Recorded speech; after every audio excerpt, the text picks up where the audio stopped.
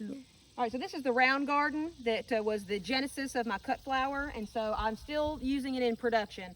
But right here, I had tulips, and then I overseeded with crimson clover, and I also threw down poppies, double like breadseed poppies that were given to me by Mickey Lloyd. She's always grown gorgeous poppies, and I have wanted to master them so bad. I can say thankfully I have mastered them. They were beautiful. This whole section right through here was all poppies, and I covered them with fabric to protect the tulips from the deer, and they really enjoyed it. And so I can show a picture of those and the height of there. So I'm going to do a bunch of poppies in different colors. So poppies I was successful in.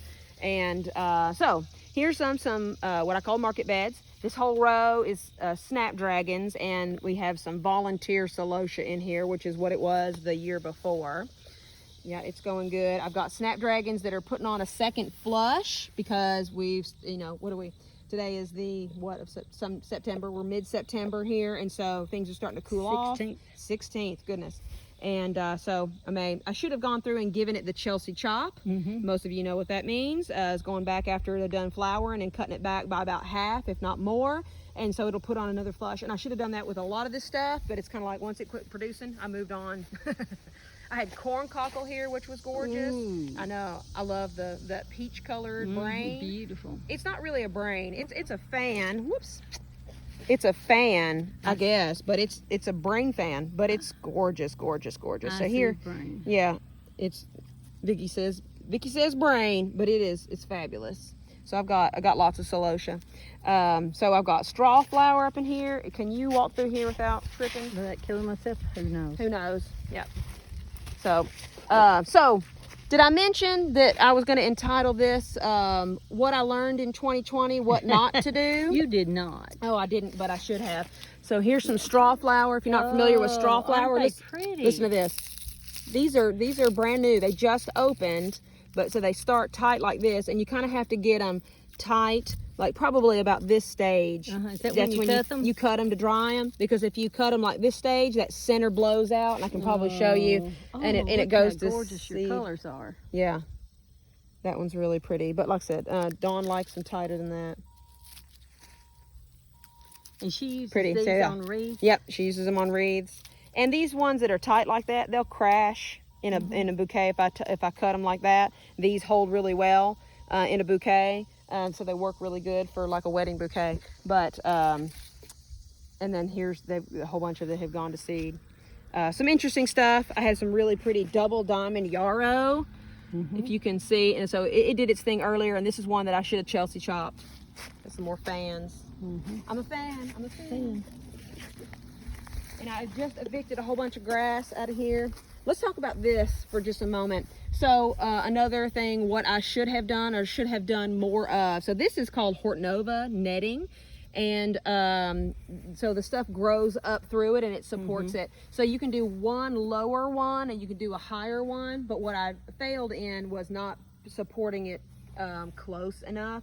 And so when they start, a head gets heavy, flower head gets heavy, and it starts to go down, it'll take the whole thing down with it. My Bells of Ireland did that. So what would you recommend? Just spacing the stakes closer. I just have them basically at the end of this 14-foot row, and I really should have them probably 4 or 6 feet across.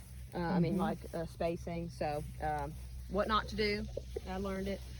And I'll probably screw it up again. Yeah, this is really pretty. I'm gonna cut that for a wedding tonight. So you can see this is snapdragons. They're happy. They're pretty green.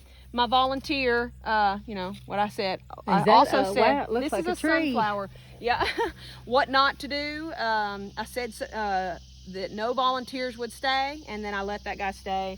But it's interesting because those sunflowers provide some shade, and for certain plants, that's actually a good thing. So if you were to site one of those that get so tall at the west end, it might help with a really hot afternoon sun. Hot afternoon sun. So yeah, so got some snapdragons pushing out. So they'll just be really short little stems. But all right, so ooh, look at all these dahlias. There's about 100 plants here. The beds are 3 foot wide, I believe. And this is going to be hard to see in the sun. 3 foot wide, and there's 2 beds here, and all this stuff is in landscape fabric. So you may have noticed, or maybe not, that the Snapdragon bed was not in landscape fabric, but this is the system that I've gone to using. And so I used it on these dahlias, and this was kind of a trial because dahlias don't like it hot. Yeah, so I will unopen this. I'll open this one up because this is one I'm gonna harvest tonight for a florist. This is Breakout. This is the cultivar.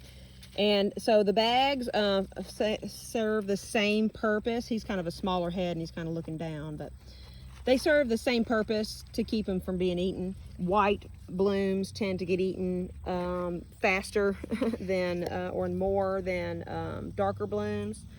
So these guys won't survive, and they'll be useless. But there's some really gorgeous ones. Let me I'm gonna blaze a path through here for Vicky and let her come around the front. I've got my eucalyptus trees. You know, let them look at the eucalyptus right behind you. So see, they turn around.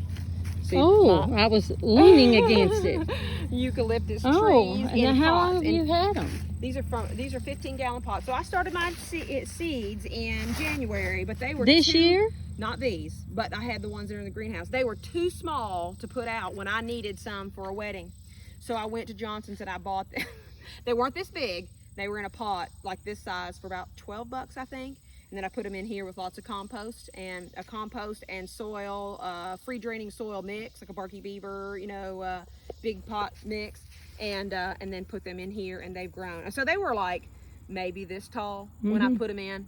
So, and these will go in the greenhouse. So we'll see if we can overwinter these. How long can you keep them out? I don't know.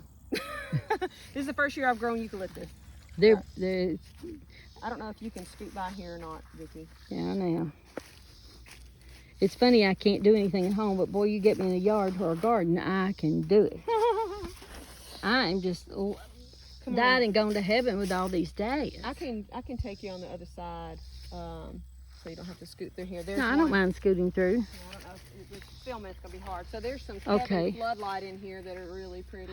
Let me go around. Yeah. Go through the middle of that. Yeah, don't go through that bed. Go through the middle down that way.